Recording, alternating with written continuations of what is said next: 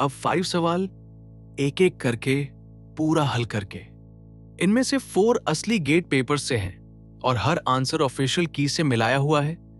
बीच वाला एक मॉक है, बिल्कुल एग्जाम की शैली में, क्योंकि ये पैटर्न हर साल किसी न किसी रूप में लौटता है। पहला सिर्फ समझ जांचता है, बीच के 2 एकदम एग्जाम लेवल है, चौथा भारी है और आखिरी जानबूझकर सबसे कड़ा रखा गया है ताकि असली पेपर आसान लगे। हर सवाल पर पहले स्टेटमेंट आएगा, फिर आप वीडियो रोककर खुद कोशिश कीजिए और उसके बाद हम साथ में सॉल्व करेंगे। पहला सवाल, गेट डा 2026 क्वेश्चन 54। ये MSQ है, यानी एक से ज्यादा ऑप्शन सही हो सकते हैं, इसलिए हर ऑप्शन अलग से जांचना पड़ेगा। दिया है x एक डिस्क्रीट वैल्यूड रैंडम वेरिएबल है जिसका cumulative distribution function capital f of x है। पूछा है कि कौन कौन से स्टेटमेंट सही हैं। ऑप्शन A कहता है f हमेशा एक पॉजिटिव फंक्शन है। ऑप्शन B कहता है f नॉन डिक्रीजिंग है।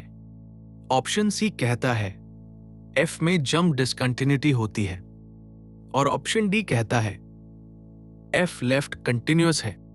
वीडियो रोककर पहले खुद ट्राई कीजिए। एक हिंट, सवाल जानबूझकर डिस्क्रीट पर बना है। एक एक करके चलते हैं और हर ऑप्शन को उसकी डेफिनेशन पर तौलते हैं। ये टेबल हमारा फैसला है, स्टेटमेंट, वर्डिक्ट और वजह।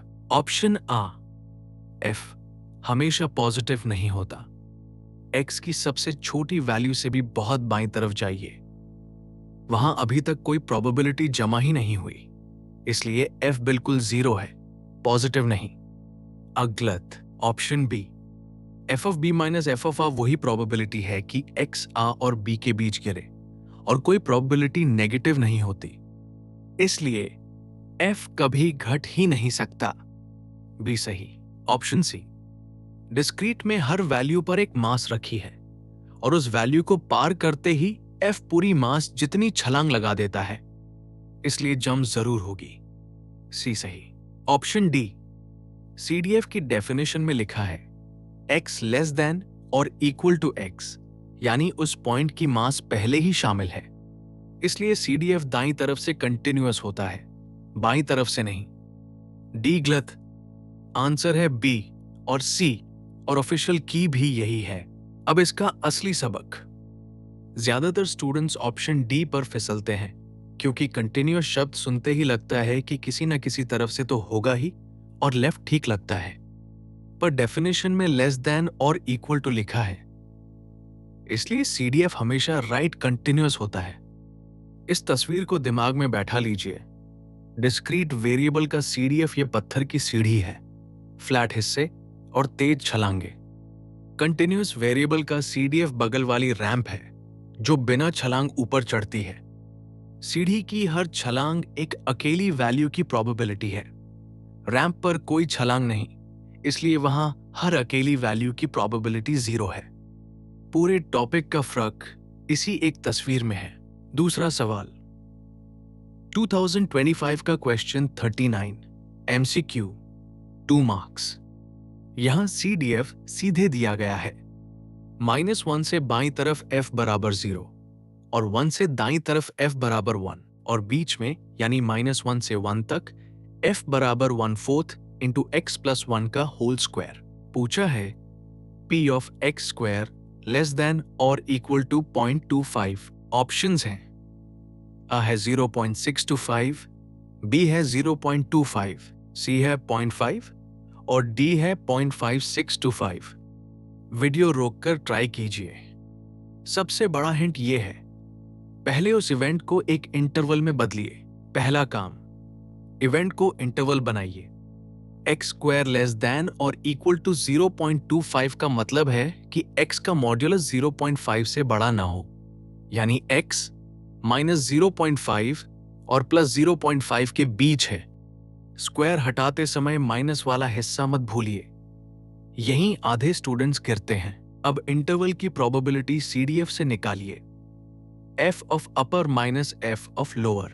f ऑफ 0.5 बराबर 1/4 इंटू 1.5 का स्क्वायर, यानी 1/4 इंटू 2.25 बराबर 0.565, f ऑफ -0.5 बराबर 1/4 इंटू 0.5 का स्क्वायर यानी 1/4 इंटू 0.25 बराबर 0.0625। अब घटाइए 0.5625 माइनस 0.0625 बराबर 0.5।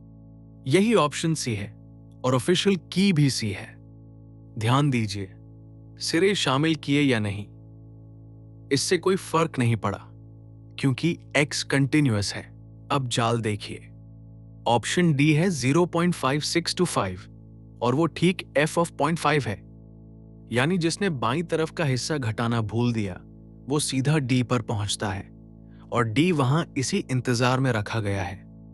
यह हमेशा याद रखिए, किसी इंटरवल की प्रोबेबिलिटी अकेली CDF वैल्यू नहीं होती, वो हमेशा एक घटाव होती है।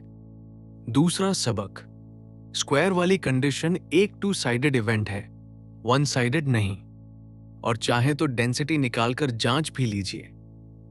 f को डिफरेंशिएट कीजिए तो f बराबर x प्लस 1/2 मिलता है, जो पूरे इंटरवल में नॉन नेगेटिव है और उसका कुल एरिया एग्जैक्टली 1 है। तो दिया हुआ CDF सचमुच वैलिड है। तीसरा सवाल एक मॉक है, पर बिल्कुल गेट की शैली में यह पैटर्न हर साल किसी ना किसी शक्ल में आता है। डेंसिटी दी है f ऑफ x बराबर c इंटू एक्स क्यूब, सिर्फ 0 से 1 के बीच और बाहर हर जगह 0। पहला हिस्सा वो कांस्टेंट c निकालिए जो इसे वैलिड PDF बनाता है। दूसरा हिस्सा probability that x is less than और इक्वल टू 0.5। तीसरा हिस्सा मीडियन m निकालिए। वीडियो रोककर तीनों खुद कीजिए। एक चेतावनी पहले ही दे देता हूं, जो c निकलेगा वो आपको चौंकाएगा और वही इस सवाल की असली परीक्षा है। पहला हिस्सा, कुल एरिया को 1 के बराबर रखिए। x क्यूब का इंटीग्रल है x टू द पावर 4/4। 0 से 1 तक लगाइए तो मिलता है c/4 और उसे 1 के बराबर रखने पर c बराबर 4। दूसरा कदम CDF बनाइए क्योंकि उससे बाकी दोनों हिस्से मुफ्त में निकल आएंगे। 4t क्यूब का इंटीग्रल 0 से x तक बनता है x टू द पावर 4, यानी f ऑफ x बराबर x टू द पावर 4। अब probability that x is less than और इक्वल टू 0.5 सीधे f में डालिए। 0.5 की पावर 4 यानी 0.0625। गौर कीजिए ये कितना छोटा है। आधी रेंज में प्रोबेबिलिटी का सिर्फ छठा हिस्सा भी नहीं है। मीडियन के लिए f ऑफ m बराबर 0.5 रखिए तो m की पावर 4 बराबर 0.5, यानी m बराबर 0.5 की 4th रूट लगभग 0.841। और अब वो चौंकाने वाली बात, f ऑफ 1 बराबर 4 है। डेंसिटी 4 तक चढ़ गई, फिर भी उसके नीचे का कुल एरिया एग्जैक्टली 1 है। यही इस सवाल का असली सबक है। अगर c बराबर 4 देखकर आपको लगा कि कहीं कुछ गलत हो गया, तो ये तस्वीर देखिए। एक पतली टेस्ट ट्यूब और एक चौड़ी पेतरी डिश, दोनों में बिल्कुल बराबर लिक्विड। डिश में वो एक पतली परत बनकर पड़ा है और ट्यूब में वही लिक्विड ऊंचा चढ़ा हुआ है। मात्रा बराबर, ऊंचाई अलग।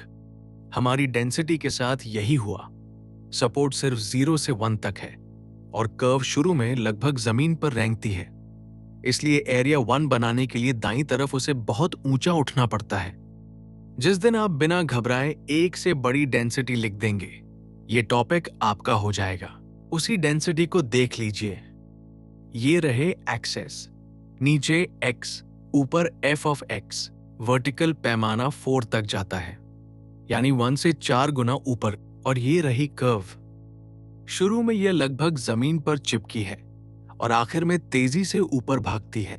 x बराबर 0.5 पर डेंसिटी सिर्फ 0.5 है, यानी आधी रेंज में प्रोबेबिलिटी लगभग है ही नहीं।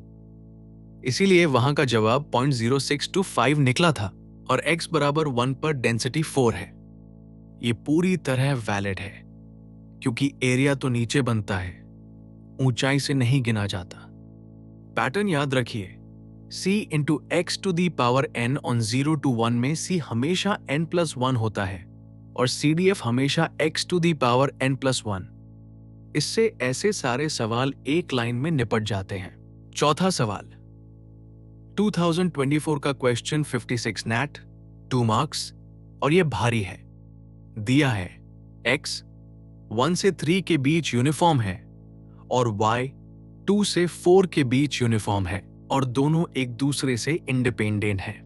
पूछा है probability that x is greater than और equal to y 3 decimal places तक। वीडियो रोककर ट्राई कीजिए। सोचिए, जब वेरिएबल 1 नहीं बल्कि 2 हो तो हमारा एरिया वाला आइडिया किस शक्ल में बदलेगा। इसे एक खेत की तरह देखिए। x की रेंज एक तरफ है और y की रेंज दूसरी तरफ, तो दोनों मिलकर एक चौकोर जमीन बनाते हैं। हर जोड़ी यानी हर पैर उस जमीन का एक पॉइंट है। इंडिपेंडेंट और यूनिफॉर्म होने का मतलब है कि पूरी जमीन पर प्रोबेबिलिटी बिल्कुल बराबर बिखरी है, कोई कोना भारी नहीं। अब शर्त x ग्रेटर देन और इक्वल टू y उस जमीन पर एक सीधी लकीर खींच देती है और हमें सिर्फ उस लकीर के एक तरफ का हिस्सा चाहिए। तो पूरा सवाल ये हो गया, घिरा हुआ टुकड़ा पूरे खेत का कितना हिस्सा है। प्रोबेबिलिटी अब भी एरिया ही है, बस एक डायमेंशन ऊपर, x 1 से 3 तक और y 2 से 4 तक। तो जोड़ी एक स्क्वायर में रहती है जिसकी दोनों भुजाएं टू लंबी हैं। उसका कुल एरिया है 4 और इंडिपेंडेंट यूनिफॉर्म होने की वजह से जॉइंट डेंसिटी हर जगह बराबर है, यानी 1/4। अब शर्त लगाइए, x कभी 3 से बड़ा नहीं होता और y कभी 2 से छोटा नहीं होता। इसलिए x ग्रेटर देन और इक्वल टू y सिर्फ तभी हो सकता है जब y 2 और 3 के बीच हो और x उससे ऊपर पर 3 के नीचे रहे।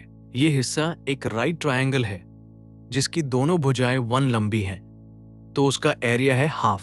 इसलिए प्रोबेबिलिटी बराबर हाफ डिवाइडेड बाय 4 यानी 0.125।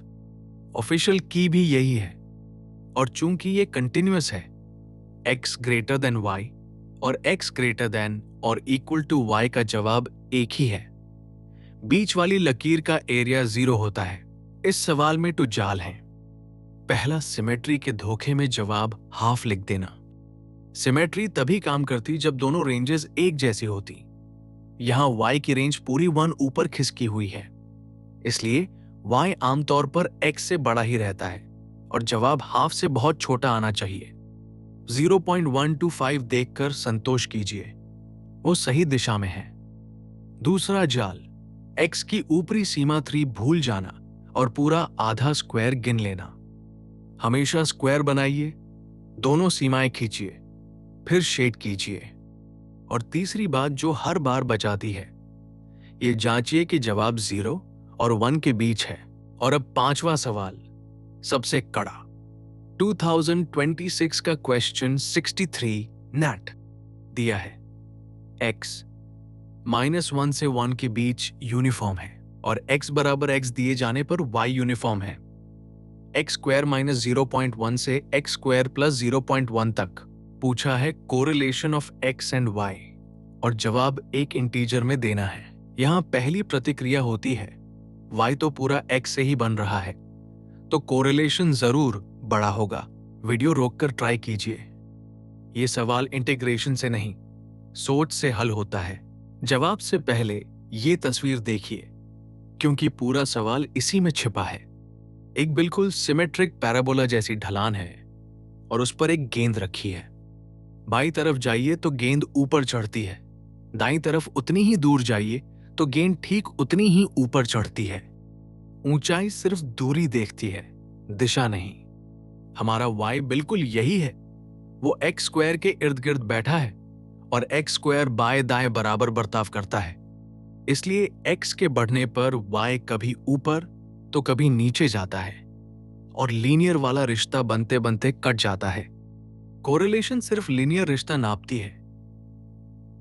यही इस सवाल की जान है, पहला कदम, और यही सबसे साफ रास्ता है। y को दोबारा लिखिए। y किसी ऐसे इंटरवल में यूनिफॉर्म है जिसका बीच का पॉइंट x स्क्वायर है और आधी चौड़ाई 0.1।